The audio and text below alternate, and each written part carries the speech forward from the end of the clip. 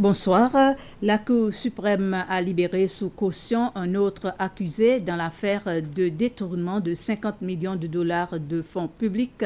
Il s'agit de Fareen Rajan, 41 ans, et ancienne employée du premier accusé dans l'affaire, Mukesh Valabji. L'avocat de l'accusé a déclaré au tribunal qu'elle avait pleinement coopéré avec la commission et qu'elle devrait donc être libérée sous caution et sous certaines conditions. Elle a aussi confirmé au tribunal qu'elle avait rompu tout lien avec M. Valabji. Elle doit signer une caution de 500 000 roupies, remettre ses 2 passeports aux autorités et elle ne doit surtout pas contacter les témoins de l'affaire. Fareen Rajan comparaîtra à nouveau devant le tribunal le 8 mars, c'est la semaine prochaine. Fin d'une semaine importante aujourd'hui au procès de Thomas Desbaptistes, une semaine entièrement consacrée à l'audition du médecin légiste qui a autopsié le corps d'Emmanuel Badibanga et a conclu à un étranglement longuement interrogé par le procureur Kumar. Le docteur Ramirez est revenu en détail sur ses conclusions, mais a refusé de commenter le travail des légistes français dont la contre-autopsie a exclu l'étranglement au profit de la pendaison. Interrogé depuis aujourd'hui par Basile Waro, l'avocat de la défense, Dr Ramirez sera de nouveau entendu en début de semaine prochaine. Le président Wavell Ramkalawan a accepté de devenir le chancelier de l'Université des Seychelles, UNISE.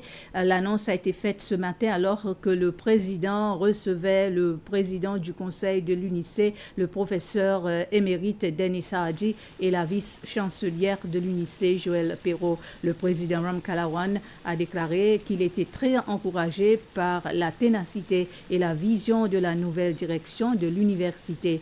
La réunion ce matin était l'occasion pour la vice-chancelière de présenter une copie du plan stratégique UNISE 2022 à 2030 au chef de l'État. Les discussions ont aussi porté sur les principaux plans et projets à venir ainsi que sur certains des principaux défis qui entravent leur travail.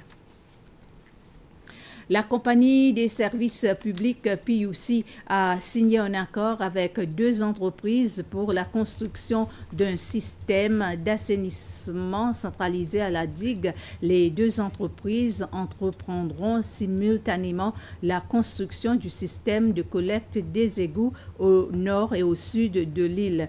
Les travaux de construction doivent commencer au milieu de l'année et dureront environ 18 mois à 2 ans. La construction de la station d'épuration sera confiée à une autre entreprise. Le système d'assainissement centralisé de la digue est cofinancé par la Banque européenne d'investissement, l'Agence française de développement, le gouvernement des Seychelles et la PUC.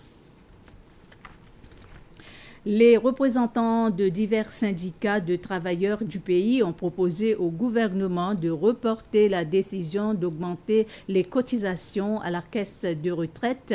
Ils ont aussi exhorté le gouvernement à reconsidérer la décision d'introduire un système du bonus pour remplacer le 3e mois de salaire. Lors d'une conférence de presse ce matin, M. Ralph Volser, qui dirige les Seychelles Labour Union, a déclaré qu'il était totalement contre la mise en œuvre d'un nouveau régime de retraite pour l'instant, ajoutant que davantage de discussions doivent avoir lieu avant qu'une discussion finale ne soit prise. En outre, M. Volser a déclaré que les syndicats sont de l'avis que tous les travailleurs doivent bénéficier d'un 13e salaire par an. Cela s'ajoutera au système de bonus qui sera à la discrétion des employeurs. M. Volser a fait remarquer que dans l'état actuel des choses, tout est supprimé et le système de bonus a été proposé n'est pas dans l'intérêt des salariés. Ainsi s'achève ce flash d'information. Merci de votre attention et bonsoir.